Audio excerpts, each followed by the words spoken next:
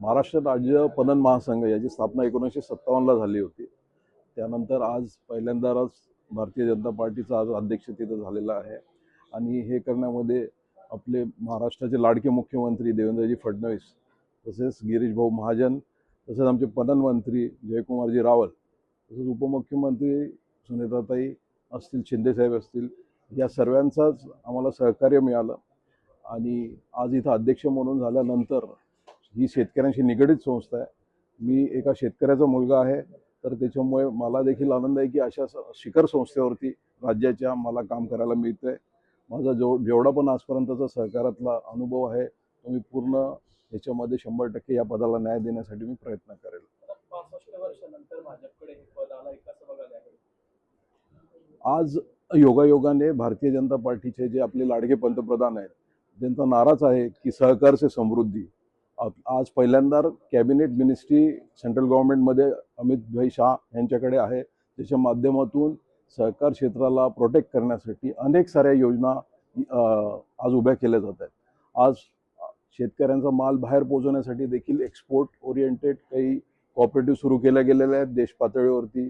तसंच seed corporation सुरू झालं आहे, नवीन ऑर्गॅनिकसाठी कॉर्पोरेशन सुरू झालेलं आहे. तर आज केंद्र शासन हे अगदी पॅक्सपासून ते केंद्रातल्या मोठमोठ्या संस्थांपर्यंत सगळीकडे लक्ष देऊन त्या कशा प्रॉपर नफ्यात राहतील, त्याच्यानंतर त्याच्या माध्यमातून शेतकऱ्यांपर्यंत कसं काम पोहोचू शकेल हे आपण बघून राहिलो आहे. तर मला निश्चितच असं वाटतं की अशा काळात भारतीय जनता पार्टीच्या मुळे जिथं मला आज हे अध्यक्षपद मिळालेलं आहे आणि राज्यात आणि केंद्रात देखील हे सरकार असल्यामुळे मला मॅक्सिमम हा शेतकऱ्यांना बेनिफिट सहकार क्षेत्राच्या माध्यमातून आपल्याला तळागाळापर्यंत पोहोचवता येईल. दादा, आगामी काळात शेतकऱ्यांसाठी नेमकी आपली काय ध्येय असणार आहे?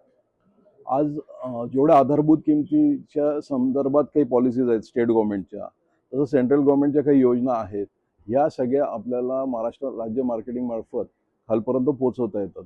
म्हणजे आपला जो सिक्युअर्ड प्राईज असतो, शेतकऱ्यांना प्रोटेक्शन करण्यासाठी जो असतो, तर तो त्या प्राईजवरती काही बरेचसे धान्य, कडधान्य, तसंच आम्ही धान खरेदी हे सगळंच राज्य मार्केटिंग फेडरेशन मार्फत होतं आणि हे किती पारदर्शकतेने करता येतं याचा आम्ही प्रयत्न करू.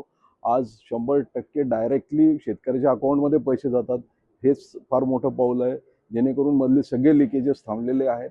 आणि त्याच्यामुळे अजून जास्तीत जास्त शेतकऱ्यांना कसं आपल्याला त्यातून इन्व्हॉल्व करता येईल, वेळेवरती त्यांच्या नोंदणी कशा करून घेता येतील, सिस्टीम कशी अजून सोपी करता येईल, यासाठी मी काम करेल. दादा, MSPचा मुद्दा दरवर्षी गाजत असतो. आता पणन महासंघाच्या माध्यमातून कशी भूमिका असते? MSPच्या मुद्द्यावरती स्पेसिफिकली आज गाजण्याच्या मागचा उद्देशच असा असतो की बुवा शेतकऱ्यांना हमीभाव जो आहे हा त्यांचा रेट म्हणजे एक उदाहरण, एखादा धान्याचा किंवा कडधान्याचा ज्वारीची किंमत आज बाजारभाव 2000 असेल आणि शासनाचा 3700 रेट आला, तर हा प्राईस स्टॅबिलिटीसाठी असते MSP. अख्खाच्या अख्खा पूर्ण माल हे सरकार घेऊ शकत नाही. सरकार ज्यावेळेस प्राईस स्टॅबिलिटीसाठी असा रेट फिक्स करून देते, त्याच्याने शेतकऱ्यांना देखील एक कुठेतरी हमी मिळते की बुवा एवढा बाजारभाव मिळाला पाहिजे आणि त्यामुळे व्यापारी देखील त्या हिशोबाने त्याला सिक्युअर्ड करतात आणि मग मग मार्केटमध्ये तो भाव जो आहे तो बॅलन्स होतो. तर अशा पद्धतीने हे रेट दरवर्षी डिक्लेअर होतात आणि हे करत असताना शासन त्याच्यावरती बरंचसं संशोधन करतं आणि मगच अशा पद्धतीने MSP डिक्लेअर होतं.